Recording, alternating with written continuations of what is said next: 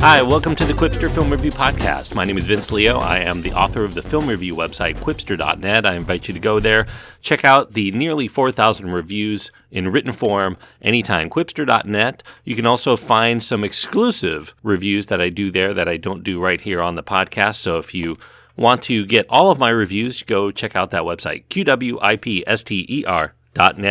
Today I'm going to be looking at the 8th film in the Fast and Furious franchise. It's called The Fate of the Furious. It's an action thriller, PG-13 rated because of prolonged sequences of violence and destruction, some suggestive content, and language. The runtime is 2 hours and 16 minutes. The stars are Vin Diesel, Dwayne Johnson, Michelle Rodriguez, Charlize Theron, Jason Statham, Kurt Russell's in this, Scott Eastwood, Tyrese Gibson, Ludacris, Chris Bridges, Natalie Emmanuel, and many others. F. Gary Gray is the director, and Chris Morgan provides the screenplay, if you want to say that this really has a screenplay to tout.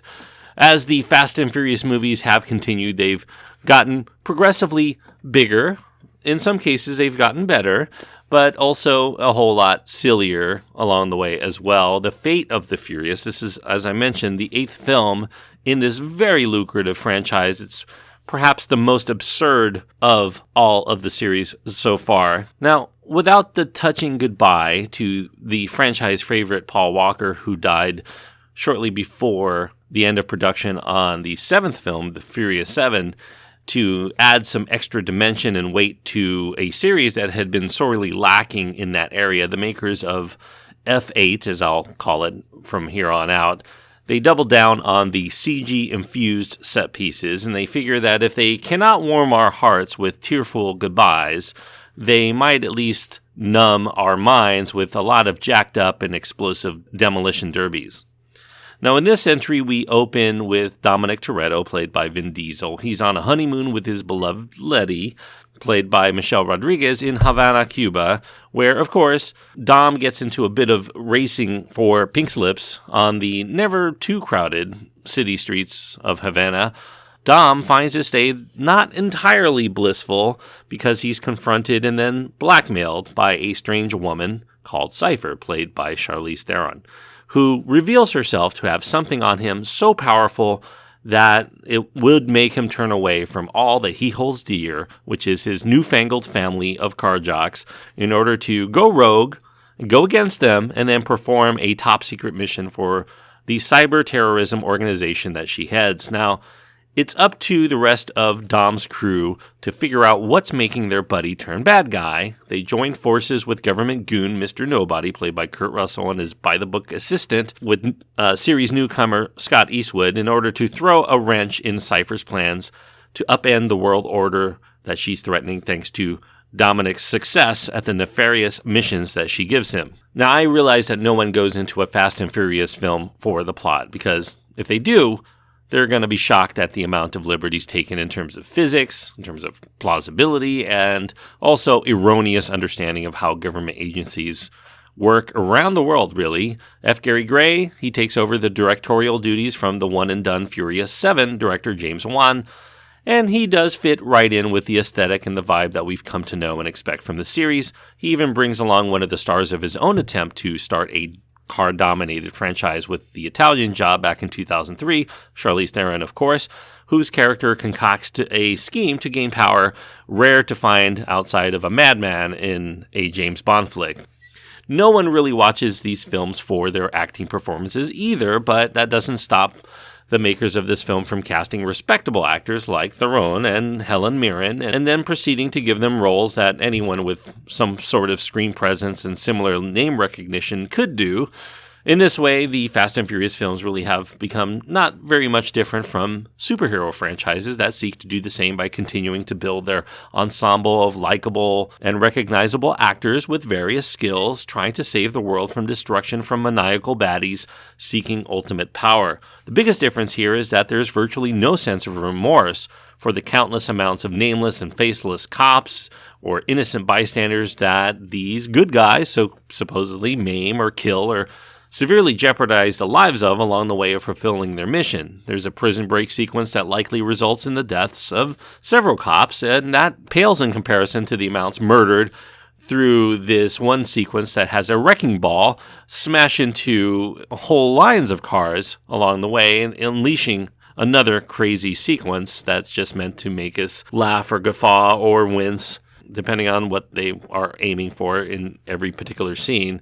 The film does clock in at a very lengthy, especially for such a thinly plotted endeavor, 2 hours and 16 minutes.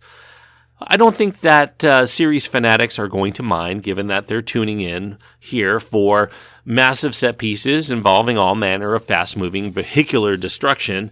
Logical sense be damned, the intro sequence features a car that drives faster in reverse than forward, for instance, but self-driving cars are not much out in the real world as of yet, but that doesn't stop the makers of this film from using the idea of them anyway, because Cipher orders all of those self-driving cars within a certain area to be hacked and used as, she calls them zombies, to chase and destroy our heroes. And she even makes them rain in one sequence down from New York City parking garage openings up in the upper floors of these parking garages. Those parking garages seem to have put up absolutely no walls or safety impediments other than glass windows to keep cars from potentially killing careless drivers and their passengers, not only driving the non-self-driving cars, but also those down below.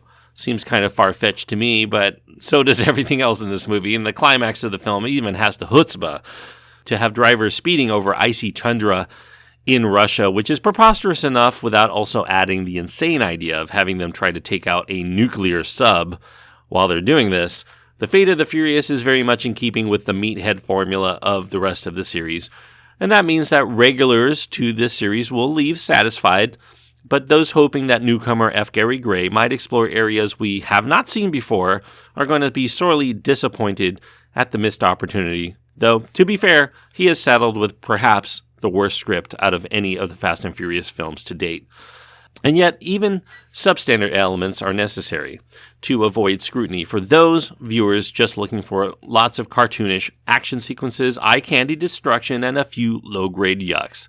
So, as it is, it's a critic-proof franchise. It's about as hard to destroy with negative reviews as any muscle car speeding down a city street with Dominic Toretto behind the wheel. I'm giving The Fate of the Furious 2.5 stars out of 4. 2.5 stars on my scale means that it's kind of a middling effort. I do feel if you were to rank all of the Fast and Furious films, it would be probably right there at number 4 or number 5, at least for me. The only two that I've liked so far are Fast 5 and The Furious 7. So this one is going to be falling just below that because it just really didn't encroach into new territory the way that those two films managed to do, even though they were also, just as ludicrous in certain respects. This one lacks some of the ingenuity and the sense of freshness, so it's really just for the fans of the series who I think will find it reasonably watchable and probably largely enjoyable if they've stuck with the series this far. And, of course, that is going to mean another billion-dollar box office for the makers of this franchise. Thanks, everyone, for listening. I hope that you enjoyed this review. I do want to remind you, if you want to get more of my podcasting work, you can also subscribe to the In Session Film Podcast. I do reviews along with JD Duran and Brendan Cassidy on the extra film segment of that show, so check that out, insessionfilm.com. Don't forget my website, quipster.net. You can find my contact information there, as well as links to my Twitter feed and Facebook page, and you can get in touch with me, quipster.net, QWIPSTER.net.